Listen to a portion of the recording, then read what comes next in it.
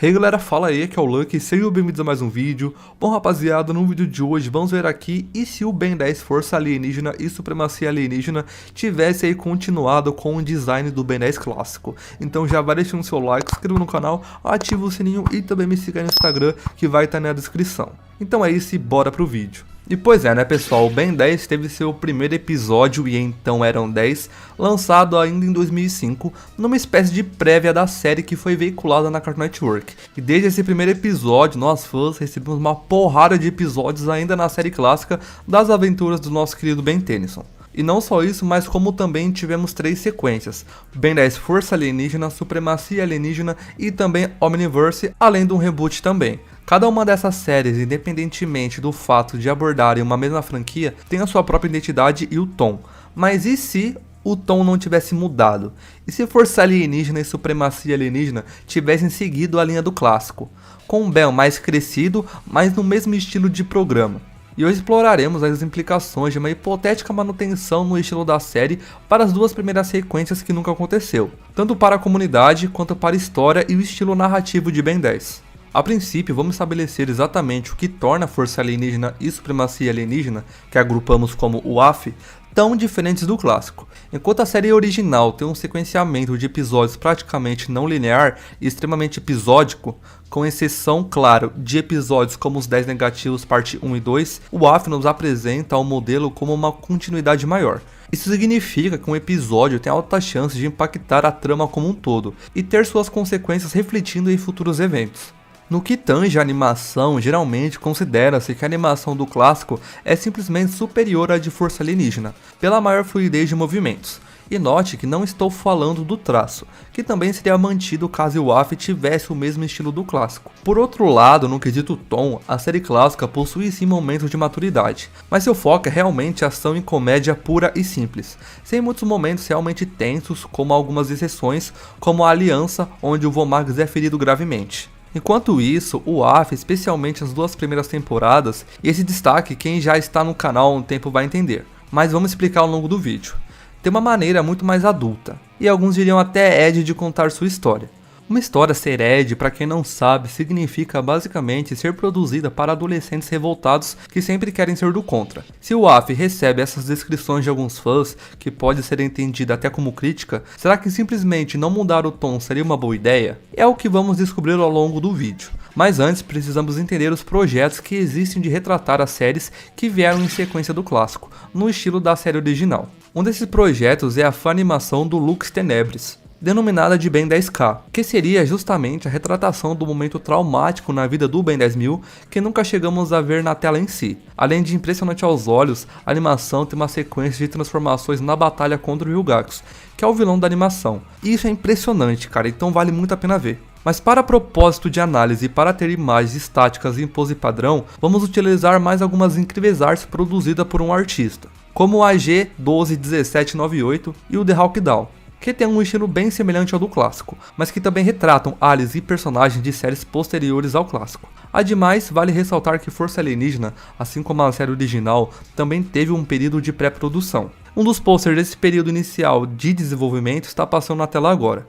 Originalmente, a série deveria se chamar Ben 10 Hero Generation. Não é correto. No entanto, dizer que essa série seguiria o estilo do clássico é que só posteriormente decidiram pôr um tom mais adulto na animação. Na verdade, se investigarmos a fundo, é possível que essa proposta inicial do Hero Generation fosse até mais sombria que Força Alienígena que acabamos por ter. Isso pode ser visto não só pelos designs mais monstruosos dos alienígenas, mas também pelas artes descartadas do Eric Canetti, um artista que, apesar de extremamente habilidoso, criou horrores em formas de desenho que colocaria qualquer criança para ter pesadelos. Mas dito isso, vamos prosseguir com o vídeo. Vamos agora entender como ficaria a comunidade e a série como um todo fora do universo. Devemos lembrar que Força Alienígena foi extremamente criticada em seu lançamento justamente pelo tom adulto, que diversos fãs consideraram exagerado, como se tirasse o espírito da série. Graças a essas reclamações e ao fato de que números de audiências estavam sim inferiores ao da série clássica, a Cartoon Network interferiu na produção de Força Alienígena. Para quem não sabe, de acordo com as declarações do próprio Dwayne McDuffie, a terceira temporada de Força Alienígena originalmente teria um arco de Cthulhu para o Vilgax, algo que provavelmente deve ter sido reaproveitado para a terceira temporada de Supremacia Alienígena. Essas interferências forçaram a equipe de produção a retomar o tom mais comédico e leve da série original, mas como a nova série já tinha começado, isso gerou graves incongruências com o modelo que já havia sido apresentado à audiência. Assim, muitos reclamaram da regressão da maturidade do Ben, que com 15 anos tornou ao estado de agitação mimada que tinha aos 10 anos. No geral, as mudanças que a Cartoon forçou a equipe a tomar não atraiu de volta o público que abandonou a série, e acabou por afastar partes daqueles que vieram pelo tom mais sério que Força Alienígena originalmente tinha apresentado. Supremacia Alienígena, então, tenta recuperar de maneira parcial a maturidade do Ben para agradar gregos e troianos, algo que funcionou parcialmente. Mas de modo geral, Supremacia Alienígena não difere muito da terceira temporada de Força Alienígena, com exceção, claro, da mecânica dos Supremos. Assim sendo, podemos dizer que se essa série tivesse desde o começo o estilo mais leve, com certeza não teríamos a grande leva de críticas que tivemos com o início de Força Alienígena, então certamente haveria um ponto positivo na manutenção do público que não é adepto de um estilo mais sombrio, tanto narrativo quanto na iluminação visual. Mas é claro, o público que prefere um tom mais adolescente, por assim dizer, não seria atraído. Mas pelo menos o público da série clássica já é meio que garantido, por assim dizer. Além disso, se o estilo do clássico fosse o mesmo, ainda que a audiência não batesse os mesmos números da série original, a Cartoon Network não teria para onde correr. Não haveria motivo para interferir na produção, ao menos em hipótese, já que a fórmula de sucesso está sendo repetida. E então, nem vale a pena falar que o arco do Cthulhu do Vilgax aconteceria ainda na terceira temporada, e não em Supremacia, uma vez que o arco provavelmente nem aconteceria pela própria diferença de tom que existe temas mais leves e episódicos que se resolvesse num espaço de 22 minutos, que é o tempo total de um episódio executando-se as propagandas. Então, para a comunidade, essa perspectiva, a série continua na mesmice. E, apesar de novos fãs dificilmente surgirem, os fãs que gostavam da série clássica não são pedidos. Ou será que não? Vejam só, em vários aspectos da vida, mas especialmente na indústria criativa, é possível dizer que tubarão que não nada afunda. Isso quer dizer que, a curto prazo, uma manutenção da fórmula de sucesso do clássico pode até funcionar, mas na perspectiva longa, eventualmente as pessoas iam se cansar. O público ia crescer, envelhecer, amadurecer e necessitar de novos ares, necessitar de uma série que acompanhasse esse crescimento. Claro, novos fãs mais jovens iam surgir. Mas é muito difícil uma franquia se manter com uma rotatividade muito alta de fãs,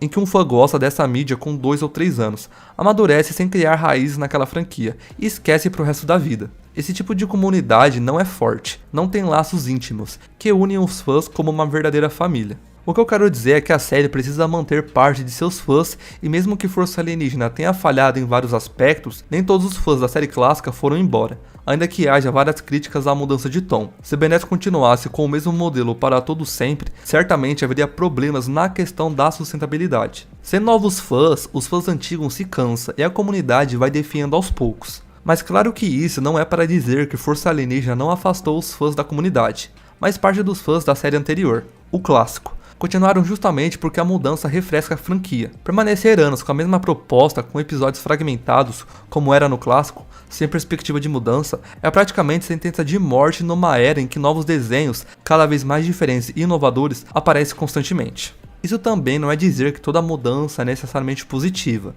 mas sim admitir que pode sim haver méritos da renovação da arte, seja na parte visual, na música, nos diálogos, nos conflitos enfrentados, nos alienígenas que são utilizados pelo nosso querido Ben Tennyson. Mas enfim, o mundo precisa girar. Pense num jogo que é lançado, extremamente aclamado pela crítica, mas praticamente não recebe atualizações e é fechado aos mods. E bem, em poucos anos espera-se que esse jogo morra para a maior parte do público, exceto os fãs de emulação ou mercado retrô.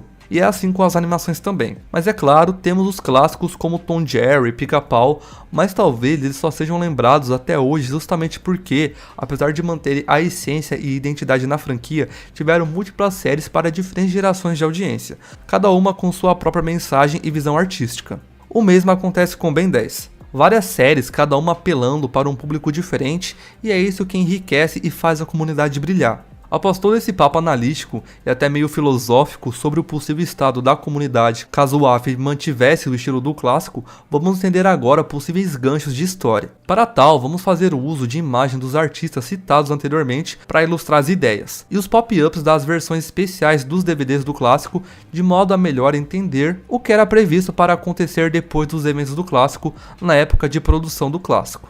A principal proposta para isso é ver o crescimento do Ben no caminho de se tornar herói dos heróis, o Ben 10.000. Para isso, poderemos ser introduzidos à origem do Exocrânio como vilão, através de sua transformação num híbrido de animal e humano pelo Doutor Animal, que é mencionado em um dos pop-ups. E falando no animal, poderemos descobrir como ele teve o seu corpo destruído, sobrando apenas a cabeça, como é mencionado também no pop-up. O essencial, no entanto, é entender qual seria o maldito evento que tirou o Ben dos trilhos aos 15 anos, o levando a mutilar o Vilgax. Talvez esse evento que o tornou mais sério e até sombrio de certa forma tenham levado a se imbuir com nanotecnologia, para melhorar o poder de seus aliens e estar mais preparados para futuras ameaças. A série também poderia dar indícios do início da construção da cidade Omnitrix, que também é conhecida como Nova Xenon. Como estamos falando de seguir a linha do clássico, o Ben muito provavelmente não namoraria a Julie, e sim iria direto para Kai, uma vez que essa é um interesse romântico intencionado para o Ben na época da produção do clássico.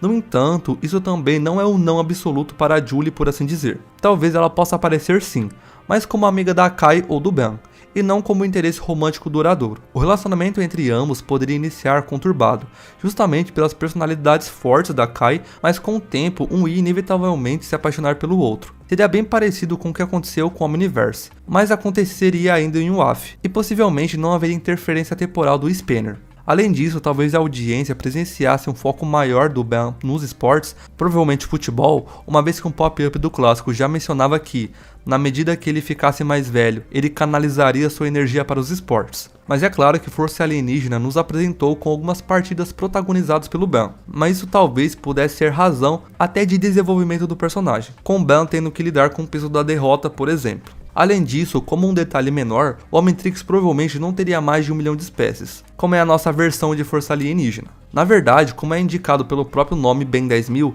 é confirmado por um pop-up do clássico, o Omnitrix teria milhares de amostras de DNA, o que é diferente de dizer 1 milhão de amostras. No quesito Gwen, poderíamos ver como ela conseguiu os novos amuletos de Bezel, que nessa versão alternativa de WAF não se tratam nem mesmo de magia, mas sim de tecnologia avançada vinda de outra dimensão. Digo isso pois há um pop-up do clássico que diz que ela teria ido até essa misteriosa dimensão para obter novos amuletos, após a destruição dos originais por ela mesma. Inclusive, o fato das Anolditas não terem sido reintroduzidas no clássico não impede a Gwen dessa versão do WAF de ser uma Anodita. No próprio clássico, há pop-ups que dizem que a conexão da Gwen com magia é maior do que aparente, que é algo por trás de sua grande proficiência com mana. Claro, a cor da magia provavelmente seria mantida no azul ao invés do rosa, que a Gwen só passou a ter em Força Alienígena, mas isso não impede ela de ser Anodita, já que talvez nessa versão alternativa de WAF, Anoditans venham em várias cores, a depender da essência da pessoa. Falando agora do Kevin, precisamos deixar claro de antemão que é uma questão complicada. O Kevin foi sim chamado pelo Ben para integrar a família Tennyson ainda no clássico, e também é dito no clássico que ele deixaria de ser um humano híbrido e recuperaria sua forma humana aos poucos. No entanto, nunca ficou aparente se ele realmente viraria, mesmo que temporariamente um dos mocinhos. Inclusive no futuro que é mostrado no clássico, que é confirmadamente apenas o futuro possível como indicado no pop-up do clássico, mas que ainda significa algo, é ele representado como vilão. Assumindo que ele seja realmente parte dos heróis, certamente sua herança alienígena não seria explorada, já que era basicamente implícito na época do clássico que o Kevin era um mutante e não um alienígena.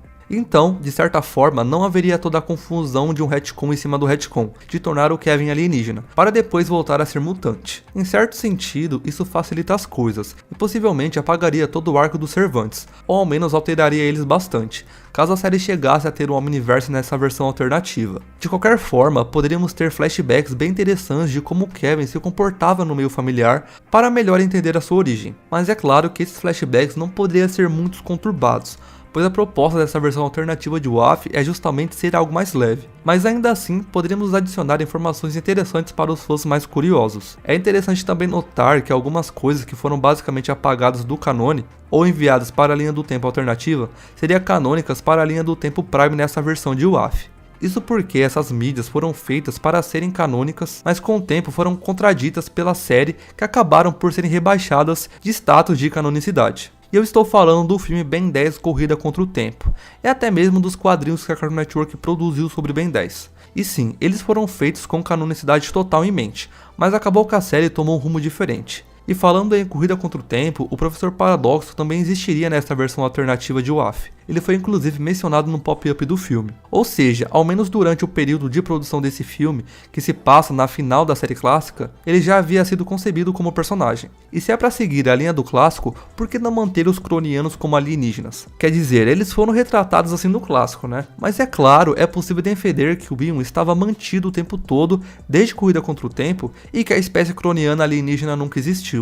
Mas o intuito principal dessas teorias é basicamente conciliar várias informações aparentemente contraditórias numa explicação coesa. Assim, se estamos falando de realmente manter o estilo do clássico em WAF, o Ion seria apenas um de vários cronianos, e sua espécie poderia até mesmo ocupar o lugar que os soberanos ocuparam na nossa versão de WAF. Mas é claro, não poderia ser o foco da história, pois o clássico nunca teve uma continuidade muito boa entre arcos. Sempre foi bem fragmentado, pois teríamos ter essa saga de Império Galáctico como algo que está sempre acontecendo no fundo, enquanto Ban se aventura com inimigos menores, tal como foi a história do Vilgax acontecendo no fundo, mesmo que o foco da história dos episódios não fosse o Vilgax. Então como funcionaria o Império Croniano em si? E seguinte, talvez os cronianos controlassem mentalmente seus prisioneiros para usá-lo como servos, algo parecido com o que os soberanos faziam com os Denialians. E sim, isso é muito provavelmente possível, já que é dito que o Ion possui o controle sobre o tempo, espaço e matéria. E bem, se eu controlo a matéria num nível avançado,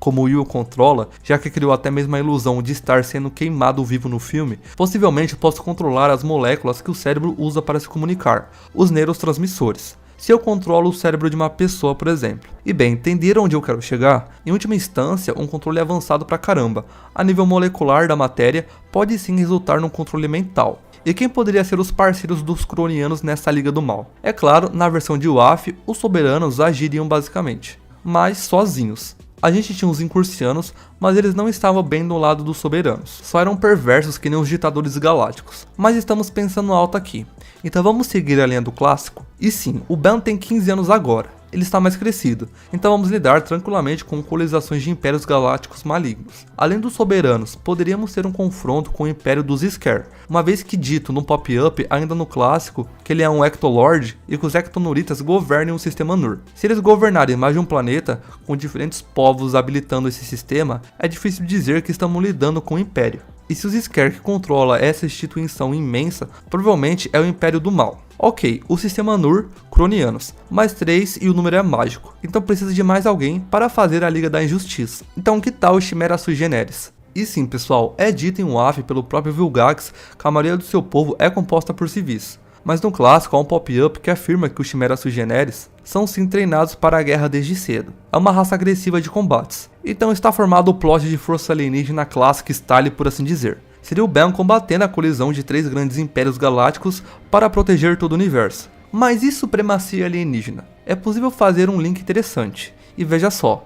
No final da batalha contra os 3 impérios malignos, o Ban perde seu Omnitrix, assim como ele perde a nossa versão de força alienígena. Para substituir o dispositivo, no épico confronto final contra a colisão perversa, a polícia espacial aparece. E note que eu disse policial espacial, e não encanadores. Mas a ideia original dos encanadores era ser uma organização basicamente terrestre fundada pelos políticos que organizaram a independência dos Estados Unidos. Mas a polícia espacial é sim mencionada no pop-up de O Segredo do Omnitrix, então eles de fato existem e deveriam existir desde a época do clássico. A polícia aparece, possivelmente junto com Azimuth, e então introduz para o Ban o magnífico Super Omnitrix. Isso marcaria justamente o começo de supremacia alienígena. Agora, a supremacia alienígena teve uma exploração espacial bem marcante, especialmente na questão de busca pelo mapa do infinito. Isso é algo que poderia ser preservado nessa versão alternativa da série. Com as informações que temos dos pop-ups do clássico, sabemos de algumas informações de mundo extraterrestres que dariam um episódio bem interessante.